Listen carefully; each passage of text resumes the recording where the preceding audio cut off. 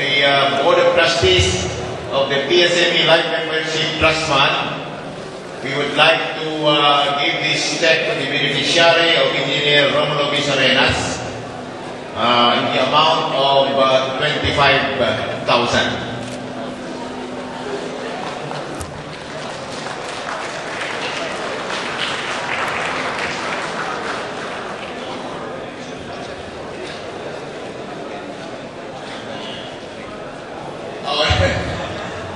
Let me explain further. No? For your information, we have an effectivity on the amount, no? Because the National Board has put up a resolution to lower down the payment to 10,000, effective, I think, June, with the date in June. No? So those who will pass away after that effectivity will only receive 10,000 pesos. Okay, that was a board resolution. Please bear in mind that it is not included, or it is not stated in our PSME Life Trust Fund that we are supposed to pay. But we have to follow some precedent. This is a practice of PSME before. So we want to give justice to those who have passed away before that effectivity date. Now, for your information also, right now, we have about 3.5 million pesos of trust fund invested in a time deposit in a bank.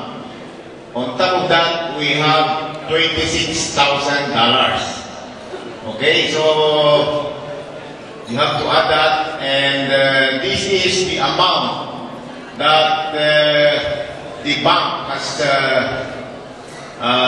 transferred to us.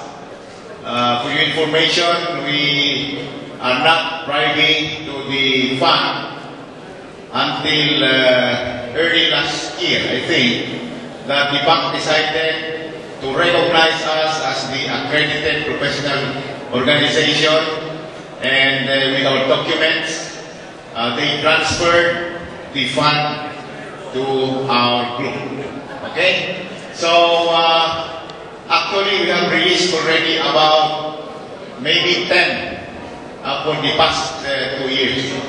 10. And we shall continue to process, provided the amount will be now 10,000 pesos. Now, for those regular members who wish to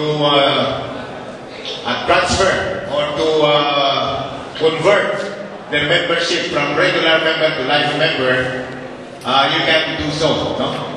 Pay the 10,000 peso entrance fees, and you will be part of that contribution of yours. The interest or the yield in that amount provided by the bank will go to the chapter and as well as to the national. That's for the interest, no? That will be saved. So, however, if you don't want to join, you just continue to pay as a regular member our yearly dues of 700 pesos. 750 pesos. Okay? So, let's go.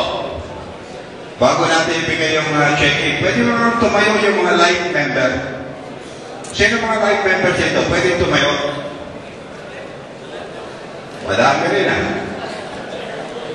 Nabasa ba ninyo yung aking message? Yung co-buddies? Yes. Nabasa nyo? Yes.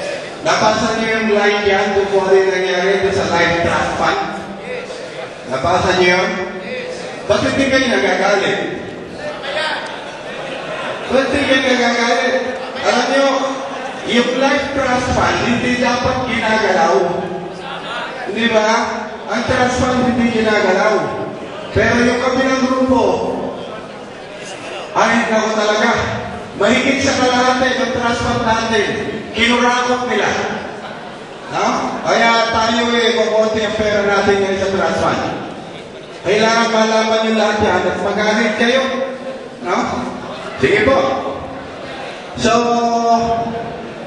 kung gusto nyo makatanggap ng 25,000, i-antedate lang nyo yung kamatayan nyo.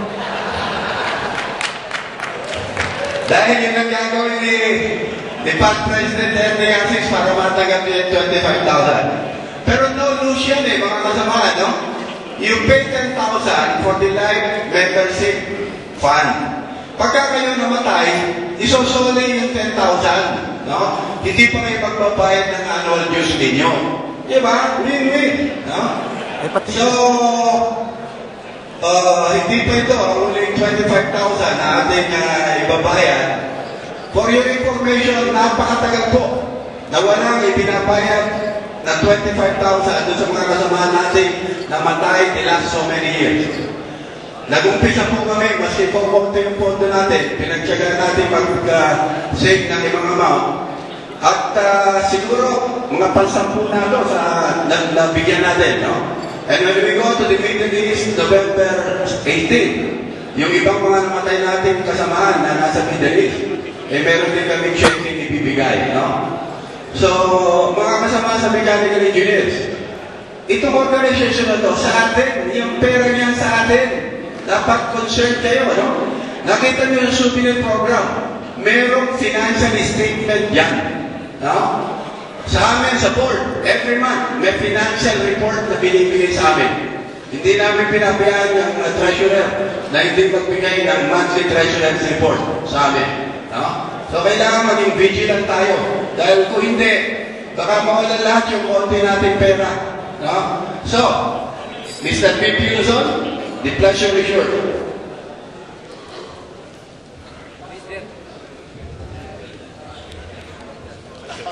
Candidate si President of Pampanga Chapter, who receiving the check.